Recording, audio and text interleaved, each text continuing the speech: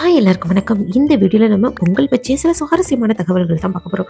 அதுக்கு முன்னாடி எங்களோட யூடியூப் சேனலை மறக்காம சப்ஸ்கிரைப் பண்ணிடுங்க. வாங்க இப்போ வீடியோக்குள்ள போகலாம். விவசாயத்தோடு சம்பந்தப்பட்ட ஒரு முக்கியமான பண்டிகை தான் பொங்கல். அது மட்டும் இல்லாம பொங்கல் திருநாள் அப்படின்னா தமிழர்களினுடைய மிகவும் பழமையான அறுவடை திருநாள் அப்படின்னு சொல்றாங்க.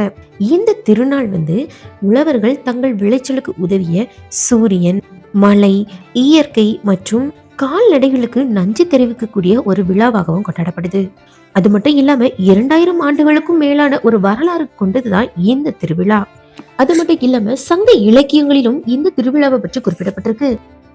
2000 ஆண்டுகளுக்கும் மேல் பழமையான இந்த பொங்கல் திருநாளை பற்றிய குறிப்புகள் சங்க இலக்கியங்களான பரிபாடல், திருப்பாவை மற்றும் திருவெம்பாவை போன்ற நூல்கள்ல இது பற்றிய குறிப்புகள் குறிப்பிடப்பட்டிருக்கு. அது மட்டும் இல்லாம இந்த பொங்கல் விழா இலக்கிய காலங்கள்ல இந்திர விழா அப்படின்னு சொல்லிதான் அழைக்கப்பட்டுச்சாம். அது மட்டும் இல்லாம சோழர்கள் காலத்துல காவேரி பூம்பட்டினத்துல இந்த விழா 28 நாட்கள் மிகவும் விமர்சையாக கொண்டாடப்பட்டதாக சொல்லப்படுது. இதற்கான சான்றுகளும் இருக்குதான். பண்டைய காலத்துல மழை தரும் கடவுளாக இருந்த இந்திரனுக்கு நன்றி செலுத்தும் விழாவாக தான் இந்த விழாவை கொண்டாடிருக்காங்க.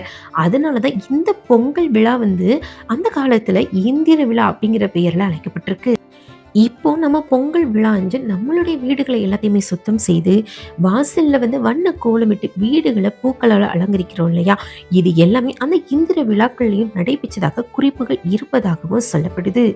அதாவது மழைக்குரிய கடவுள் இந்திரனா, அவரை வழிபட்டால் மாதம் மும்மாறி பெய்யும் அப்படிங்கிற நம்பிக்கையாலையும் அவருக்கு நன்றி செலுத்தக்கூடிய விதமாகவும் தான் இதை கொண்டாடிருக்காங்க. அதுக்கப்புறம் என்ன பண்ணியிருக்காங்க அப்படின்னா, இந்த சூரியன் மூலமா தான் பயிர்கள் எல்லாமே நல்லா செழித்து வளருது. இந்த சூரியனால தான் நம்மளுடைய நெல் பயிர்கள் எல்லாமே நன்றாக வளருது அப்படின்னு சொல்லிட்டு சூரிய பகவானை வழிபடக்கூடிய விதமா அந்த பொங்கல் பண்டிகையை கொண்டாடியிருக்காங்க.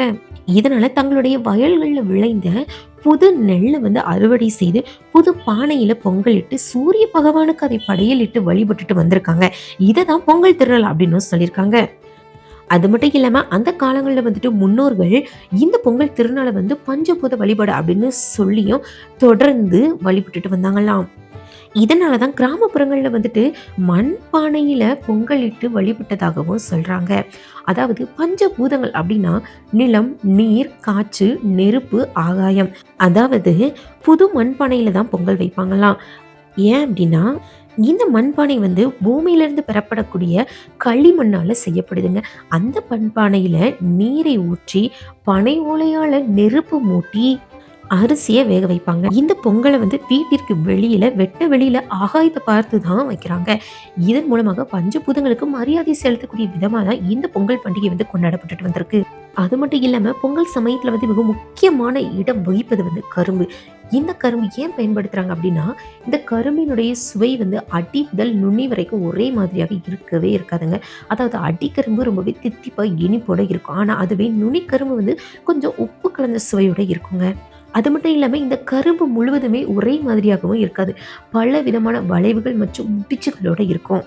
அது வெளித்தோற்றம் பார்க்கறதுக்கு எப்படி இருந்தாலும் உட்புறம் மிகவும் இனிப்பு மிகுந்த ஒரு சுவையை கொடுக்குது இல்லையா?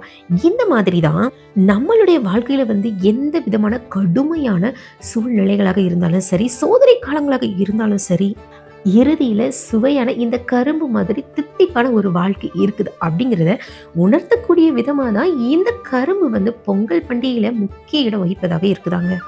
சரி, இந்த வீடியோ பற்றி நீங்க என்ன நினைக்கிறீங்க அப்படிங்கிறத கீழே உள்ள கமெண்ட்ல மறக்காம கமெண்ட் பண்ணுங்க. இந்த வீடியோ உங்களுக்கு பிடிச்சிருந்துச்சுன்னா லைக் பண்ணுங்க, ஷேர் பண்ணுங்க, கமெண்ட் பண்ணுங்க. மறக்காம எங்களோட யூடியூப் சேனலுக்கு சப்ஸ்கிரைப் பண்ணிருங்க.